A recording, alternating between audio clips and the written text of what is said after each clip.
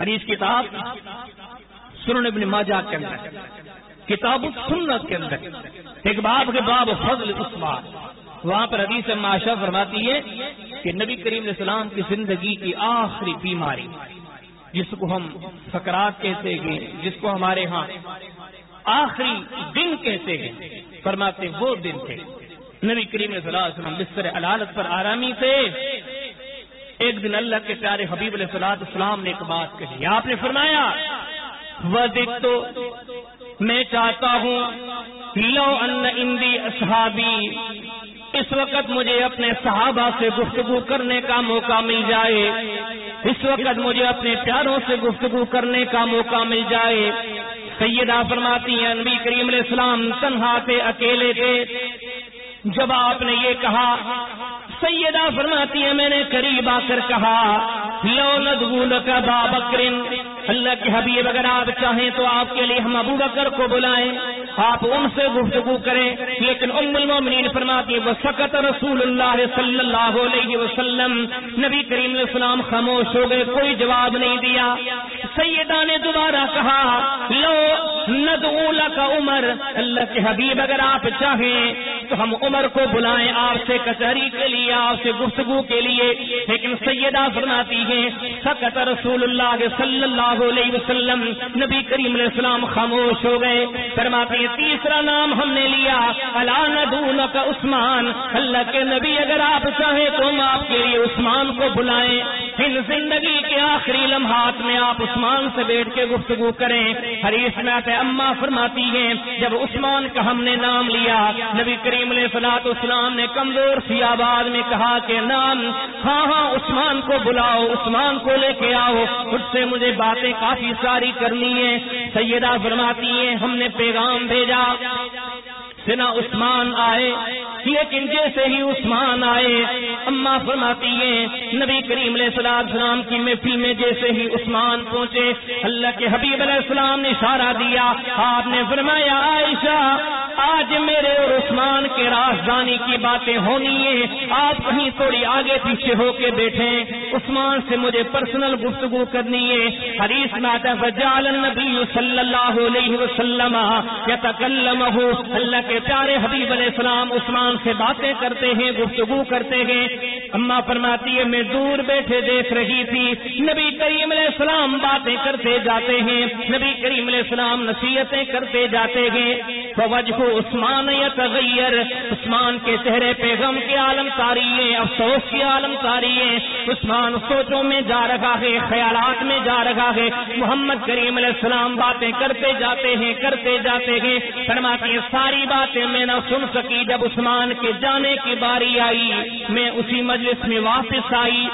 امام احمد بن حنبل کی کتاب فضائل الصحابہ باب فضائل عثمان، فرماتے ہیں اس وقت جو نبی کریم علیہ السلام نے کلمات کہے تھے، آج فرمایا عثمان ان اللہ عسى ان يلبسك قمیصا، عثمان اللہ تجھے ان قریب مسلمانوں کا امیر بنائے گا، خلیفہ بنائے گا، امارت دے گا، خلافت دے گا، خلافت کی پہران پہنائے گا۔ وَإِنْ أَرَادَكَ الْمُنَافِقُونَ عَلَى خَلْعِهِ، اے عثمان کچھ منافق اٹھیں گے جو آپ کو خلافت و امارت سے ہٹانے کی کوشش کریں گے، لیکن فلا تخلعوا، عثمان کبھی ان کی بات نہیں ماننا، حتی تلقانی، جہاں تک کہ وہ لوگ تجھے شہید کر دیں، تجھے قتل کر دیں، تو دنیا چھوڑ کے ہماری طرف آئے، لیکن کبھی بھی ان کو سامنے ہتھیار نہیں ڈالنا۔ اب اس میں جو جملہ ہے نا فَإِنْ أَرَادَكَ الْمُنَافِقُونَ عَلَى خَلْعِهِ، عثمان تجھے عمارت کے منصب سے ہٹانے کی کوشش کریں گے۔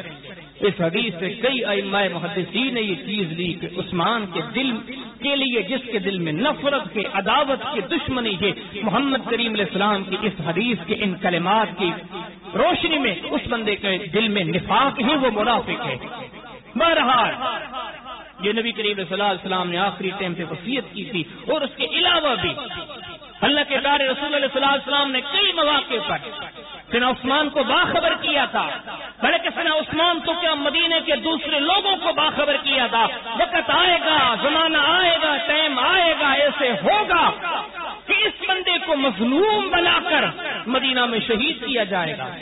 حدیث کی کتاب فضائل الصحابہ باب 71 فضائل عثمان، سیدنا عبداللہ بن عمر فرماتے میں ایک دن سفر میں تھے، چل رہے تھے، تھوڑے سے فاصلے پہ ہمارا سیدنا عثمان بھی چل رہے تھے، لیکن سیدنا عثمان کی شرادت ہوتی تھی اور بھی بعض صحابہ کی، وہ اپنے سر پر کپڑا رکھ کے چلتے تھے۔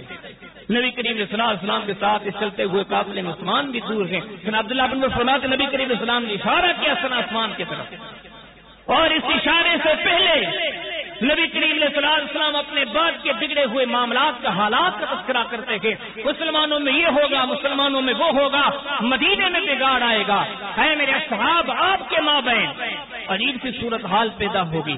ایسا ذکر کرتے کرتے مدینے کے یہ حالات بتاتے بتاتے نبی کریم علیہ السلام نے عثمان کی طرف اشارہ فرماتے فرمایا یقتل فیہا ھذا المقنع یومئذ مظلوما، آپ نے فرمایا کہ ان دنوں میں یہ بندہ ہوگا جس کو مظلوم بنا کر بڑی بے دردی کے ساتھ مدینہ طیبہ میں شہید کیا جائے گا۔ یہ پہلے سے نبی کریم صلی اللہ علیہ وسلم نے اپنے احباب سے، اپنی ازواج سے، خود سیدنا عثمان سے ان معاملات کا تذکرہ کر دیا تھا کہ بگاڑ آئے گا اور اس مرد مجاہد کو بڑی بے دردی کے ساتھ شہید کیا جائے گا۔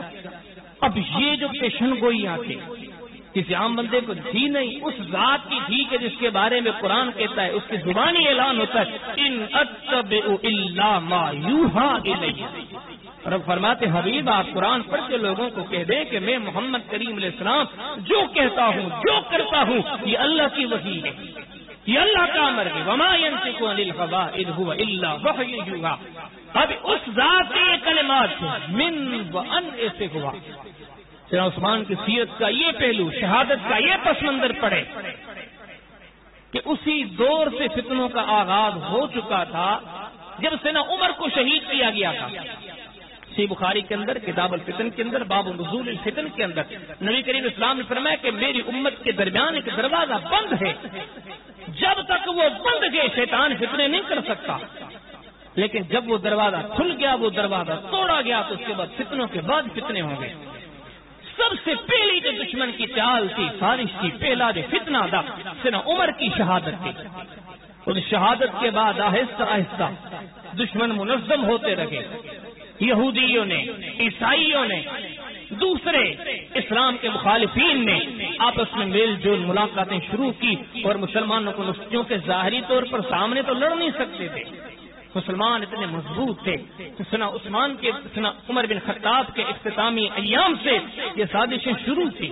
سیدنا عمر کو شہید کر دیا گیا، مسلمانوں نے سیدنا عثمان کو خلیفہ مقرر کیا، کچھ سال خلافت کے گزرے، اور یہ گزرے بڑے سنہری تھے، مسلمان وہاں پہنچے جہاں پہلے نہیں پہنچے تھے۔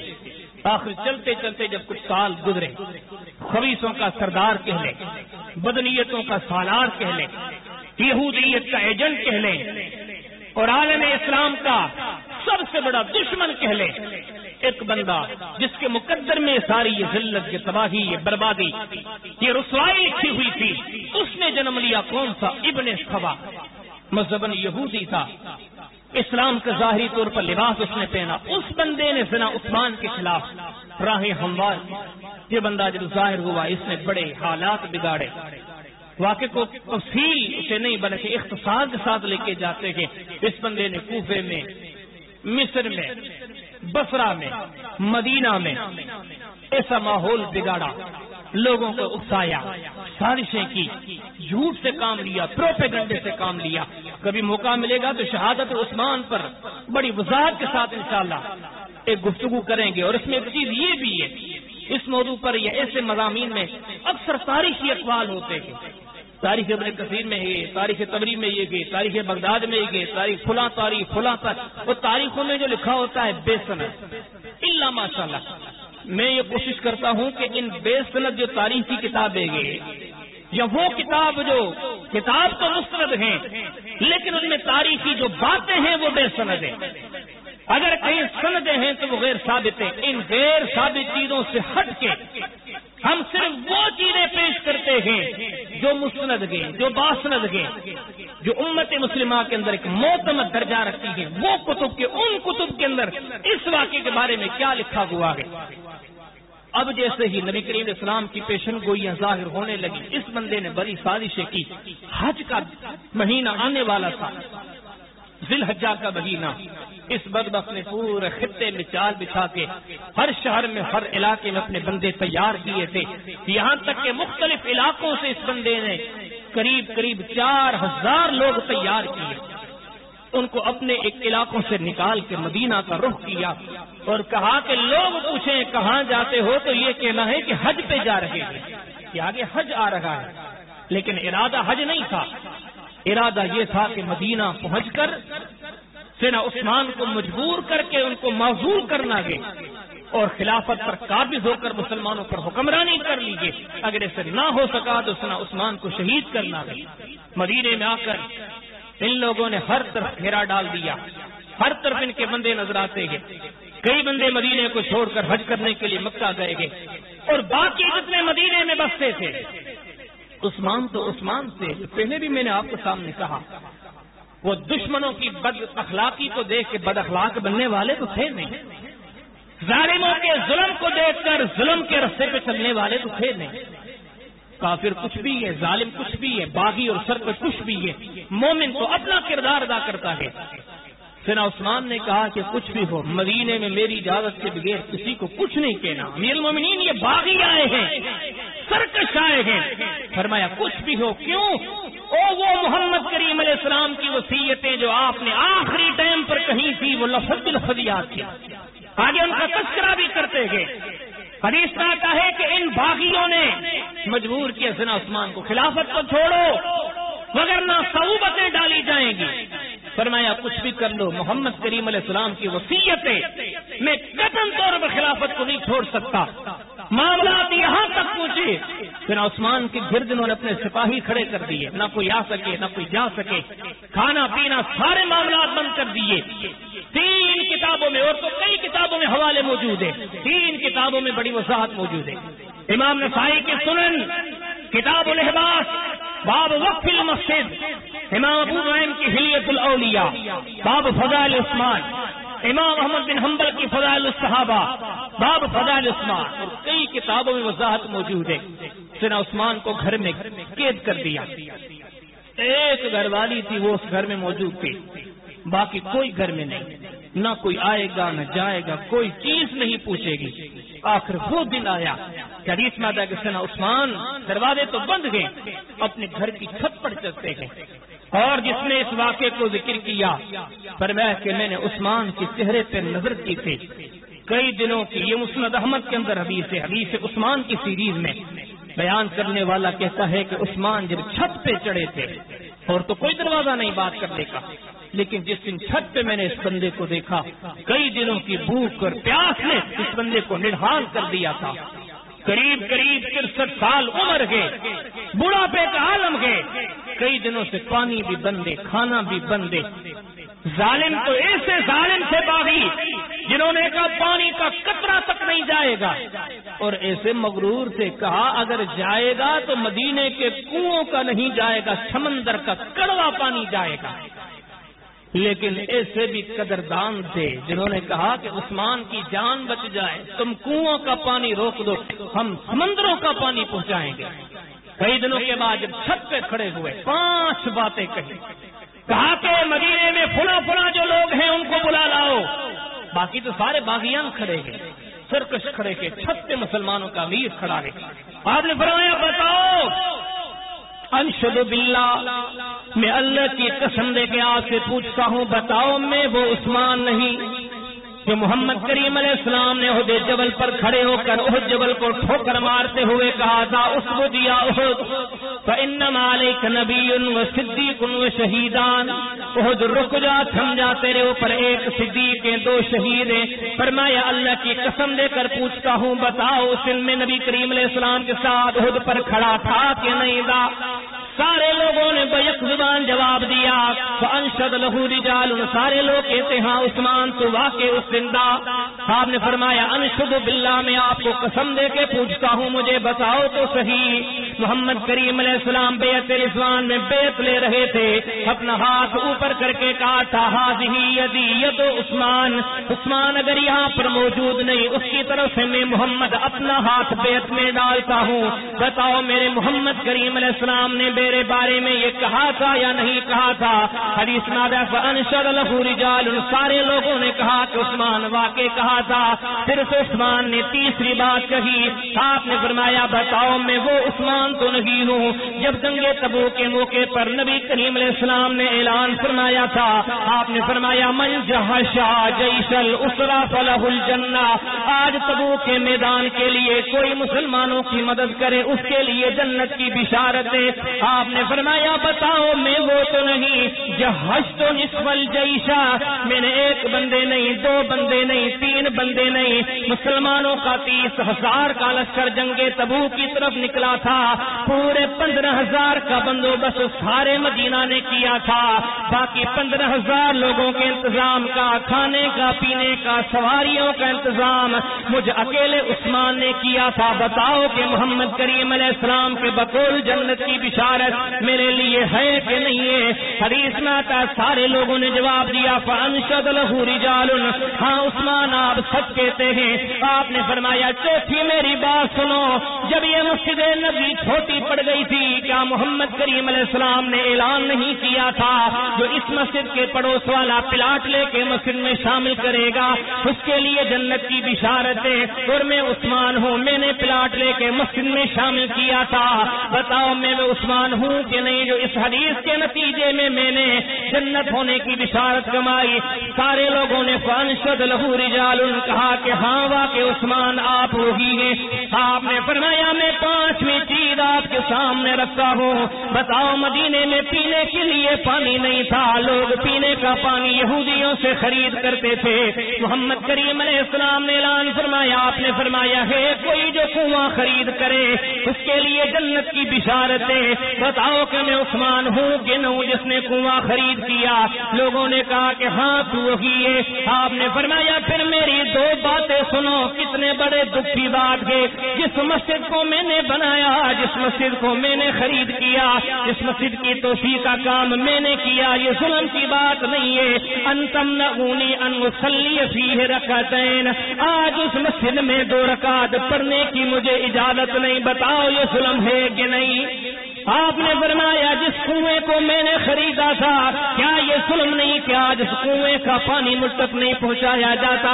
یہاں تک کہ میں مسلمانوں کا امیر ہوں، مسلمانوں کا خلیفہ ہوں، محمد کریم علیہ السلام کا داماد ہوں، محمد کریم علیہ السلام کے ساتھ مارکوں میں جہادوں میں شریک ہونے والا ہوں، لیکن آج معاملہ کیا ہے؟ حتی اشرب من ماء البحر، سارے مدینہ کے لوگ میٹھا پانی پیتے ہیں، میں سمندر کا کنواں، سمندر کا کڑوا پانی پیتا ہوں، بلکہ معاملہ تو یہ ہے کہ کھانا بند ہو گیا ہے، کئی دنوں سے میں اپنے دن روزوں میں قصر کرتا ہوں، روزوں میں گزارتا ہوں، جب شام کا ٹائم ہوتا ہے میں روزے کی افطاری کے لیے آگے ہاتھ بڑھاتا ہوں، میرے عثمان کے دسترخوان پر کوئی چیز نظر نہیں آتی، حتی افطرا من ماء البحر، یہ کڑوا سمندر کا پانی ہے جو میرے دسترخوان پر پڑا ہے، میں اس سے روزہ افطار کرتا ہوں، بتاؤ یہ ظلم ہے کہ نہیں؟ باغی تو بغاوت پر اترے ہوئے، کوئی جواب نہیں، وہی عذابتیں، وہی تانے، وہی نفرتیں میں اس باتیں۔ سیدنا عثمان غریبوں کی طرح، مسکینوں کی طرح، کمزوروں کی طرح، دیکھا کوئی بات بننے والی نہیں، حدیث میں آتا ہے چھت سے نیچے اتر آتے ہیں، کچھ دن پھر گزر گئے، نہ کھانے کے لیے نہ پینے کے لیے سمندر کے پانی پہ گزارا ہے، لیکن پھر آ کے بتایا گیا عثمان پہلے کھانا بند تھا، پانی بند تھا، باہر نکلنا بند تھا، لوگوں کا آنا جانا بند تھا، اب ان ساری باتوں سے بڑا معاملہ یہ ہے دشمنوں نے مل کے آپ کو شہید کرنے کا سوچ لیا ہے۔ حدیث میں آتا کہ 63 سال کا بوڑھا، سفید سر ہے، سفید داڑھی ہے، گھر میں کوئی بچہ نہیں، سہارا لیتے ہوئے چھت پہ چڑھتے ہوئے کیوں کون سے کلمات کہتے ہیں؟ فرمایا وَبِمَ يَقْتُلُونَنِي وَبِمَ يَقْتُلُونَنِي وَبِمَ يَقْتُلُونَنِي، مسلمانوں میرا قصور کیا ہے، مسلمانوں میرا جرم کیا ہے، کس جرم میں مجھے شہید کرتے ہو، کس ظلم میں مجھے شہید کرتے ہو؟ حدیث میں آتا ہے، مزید آگے کچھ کلمات دہرائے، فرمایا کہ سمیت رسول اللہ صلی اللہ علیہ وسلم، میں نے محمد کریم علیہ السلام سے سنا تھا، آپ نے فرمایا اس کو شہید کیا جائے گا، اس کو قتل کر دیا جائے گا جس نے اسلام کے بعد کفر کیا ہو، جو مرتد بنا ہو اس کو شہید کیا جائے گا۔ محمد کریم علیہ السلام نے کہا جو شادی کے بعد زنا کرتا ہو اسے شہید کیا جائے گا۔ محمد کریم علیہ السلام نے فرمایا اس کو قتل کیا جائے گا جو کسی کی جان لیتا ہو۔ بتاؤ مجھ مظلوم کا کیا گناہ ہے؟ میں نے کوئی قتل نہیں کیا، میں نے کوئی زنا نہیں کی، میں نے کوئی اسلام کو چھوڑنے والی بات نہیں کی، بتاؤ میرا قصور کیا ہے؟ حدیث میں آتا ہے کوئی جواب نہیں۔ چند صحابہ گئے، چھپ چھپ کے جاتے گئے، ملتے گئے، ملاقاتیں کرتے گئے، آخر وہ دن بھی آیا جس دن سیدنا عثمان کو شہید کیا گیا۔ گھڑی کی طرف دیکھتا ہوں تو وقت جا چکا ہے، لیکن دیکھتا ہوں اگر ایک دو روایات ہیں اگر رہ جائیں گی تو موضوع پتہ نہیں یہ کب پیش ہو۔ اگر آپ صرف 5 منٹ کی قربانی دیں گے دلی طور پر تو انشاءاللہ میں موضوع کو مختصر کر کے ختم کرتا ہوں۔ ان سارے مراحل سے گزرتے گزرتے اب اور آخری ٹائم آتے گئے، سیدنا ابو ہریرہ فرماتے میرا جانا ہوا۔ امام احمد بن حنبل کی کتاب فضائل الصحابہ باب فضائل عثمان فرماتے جانا ہوا، پوچھا کیسی بیت رہی ہے؟ فرمایا اب تو وہ دن بھی آیا کہ سمندر کا کڑوا پانی بھی بند کر دیا گیا۔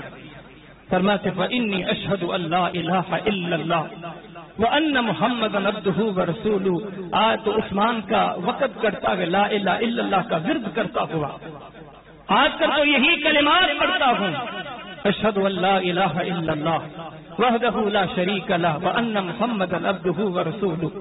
آخر وہ دن بھی آیا کہ جس سے شہید کر دیے گئے، صبح کا وقت تھا۔ اب ساری داستان یہ کیوں ہوئی؟ اصل بات سننے کی یہ ہے، یہ ہمارے اسلاف تھے، یہ ہمارے اکابر تھے، قرآن و سنت کے احکامات کی پابندی اور اطاعت میں سر کٹا دی، اور آج ہم وہ ہیں کہ کوئی قربانی نہیں دے سکتے۔ جب آخری دن تھا ان صحابی جاتے ہیں عثمان اتنا کچھ گزر گیا، فضائل الصحابہ امام صاحب بات بیان کرتے فضائل عثمان۔ پوچھنے والے نے جا کے پوچھا کہ حضرت اتنے معاملات مسائل آخر کیوں اجازت نہیں ملتی؟ یہ باغی ہوتے کون گے؟ صرف 4000 مدینہ مکہ حجاز دنیا بھری پڑی ہے مسلمانوں کی۔ امیر المومنین اشارہ ہو جائے ان کا ملیہ میٹ کر دیں۔ فرمایا ایک بات نے روکے رکھا ہے، ان رسول اللہ صلی اللہ علیہ وسلم عہد الی عہدا، نبی کریم علیہ الصلوۃ والسلام نے جو آخری زندگی کے لمحات میں مجھے تنہائی میں بلایا تھا، مجھے اکیلائی میں بلایا تھا، اس وقت اللہ کے پیارے حبیب علیہ السلام نے مجھ سے وعدہ لیا تھا۔ آپ نے فرمایا تھا عثمان حالات بگڑتے ہوئے نظر آ رہے ہیں، وہی کے علوم سے میں دیکھتا ہوں جب آپ خلیفہ ہوں گے معاملات بگڑتے ہوئے آپ کے لیے بڑے مسائل پیدا ہوں گے، آپ کو تڑپایا جائے گا۔ اے سائل سن گویا محمد کریم علیہ السلام نے ایک ایک معاملہ مجھے بتا دیا تھا، لیکن یہ فرمایا تھا عثمان سن تجھے صبر کرنا ہے، سن تجھے سارے معاملات سنے ہیں، تجھے کوئی رد و عمل نہیں اختیار کرنا۔ آپ نے فرمایا انا صابر علیہ، انا صابر علیہ، انا صابر علیہ، ہے میرے پاس آنے والے میرے ان سارے معاملات کے پیچھے محمد کی ایک حدیث کھڑی ہے، میرے ان سارے معاملات کے پیچھے محمد کریم علیہ السلام کا ایک فرمان قائم ہے، اللہ کے حبیب علیہ السلام کے فرمان پر قائم ہوں۔ دنیا کیا کہتی ہے، باغی کیا کہتے ہیں، بصری کیا کرتے ہیں، کوفی کیا کرتے ہیں، مصری کیا کرتے ہیں، مجھے مارنا چاہے، مجھے قتل کرنا چاہے، کچھ بھی کر لیں، نہ کچھ کروں گا نہ کسی کو کرنے دوں گا، کہ محمد کریم علیہ السلام نے منع کیا ہوا ہے۔ تاکہ امام احمد بن حنبل کی کتاب الزہد باب الزہد عثمان آخری دن ہے، سن عبداللہ بن زبیر فرماتے ہیں کہ ظالموں نے فدخلوا علیہ، جگہ پہ داخل ہوئے، داخل ہونے کے بعد سنا عثمان کو جب قتل کرنے کے لیے پہنچتے گئے، نہ سحری کا تصور ہے نہ افطاری کا تصور ہے، لیکن عثمان اس حال میں بھی روزے لے گئے۔ فرماتے ہیں فقتلوہ وہو صائم، انسانیت کے عظیم منصب و مقام کے صاحب کو بڑی بے دردی کے ساتھ شہید کیا گیا، لیکن بات یہ ہے کہ اس وقت ہی وہ بندہ روزے سے تھا جس نے عثمان کی شہادت دی۔ تاریخ کی طرف یا اور تفصیل کی طرف جاتے ہیں، یقین جانو جسم کے رونگٹے کھڑے ہو جاتے ہیں۔ ہم سن نہیں سکتے یہ لوگ ان مراحل سے گزرے ہیں، تو ضرورت کس چیز کی ہے؟ اگر ہم ان واقعات کو محض داستانوں، قصوں، کہانیوں کی طرف سنے کوئی فائدہ نہیں۔ جس طرح ہم دنیا میں دوسرے قصے سنتے ہیں، لیلا مجنو کے قصے، یہ لیلا مجنو کے قصے نہیں ہیں۔ ان واقعات کو سنیں، پھر سمجھیں، پھر غور کریں۔ عرش والے نے واضح لفظوں میں اعلان کیا، وَالسَّابِقُونَ الْأَوَّلُونَ مِنَ الْمُهَاجِرِينَ وَالْأَنصَارِ وَالَّذِينَ اتَّبَعُوهُم بِإِحْسَانٍ رَضِيَ اللَّهُ عَنْهُمْ وَرَضُوا عَنْهُ۔ آپ میں سے انہی سے رب تعالیٰ راضی ہوگا جو ان کے نقش قدم پر چلے گا۔ میں اپنے اندر کے جسٹس و قاضی سے پوچھوں، آپ اپنے اندر کے جسٹس و قاضی سے پوچھیں، ہم میں سے کون ہے ان کے نقش قدم پر چلنے والا؟ ہاں، ضرورت اس بات کی ہے ان لوگوں کی شخصیات کو جانا جائے، ان کی عظمتوں کو اور عظمتوں کا جو مدار ہے وہ وفاداری، اطاعت گزاری، اصل جو سیکھنے کا سبق ہے، قرآن کے قدردان بنے، محمد مہربان علیہ السلام کے فرمان کے قدردان بنے، صحیح مسلمان بنے۔ آؤ شیطان کی پوجا کے بجائے اللہ کے حکموں کی اس طرح قدردانی کریں جیسے اس مرد مجاہد نے کی۔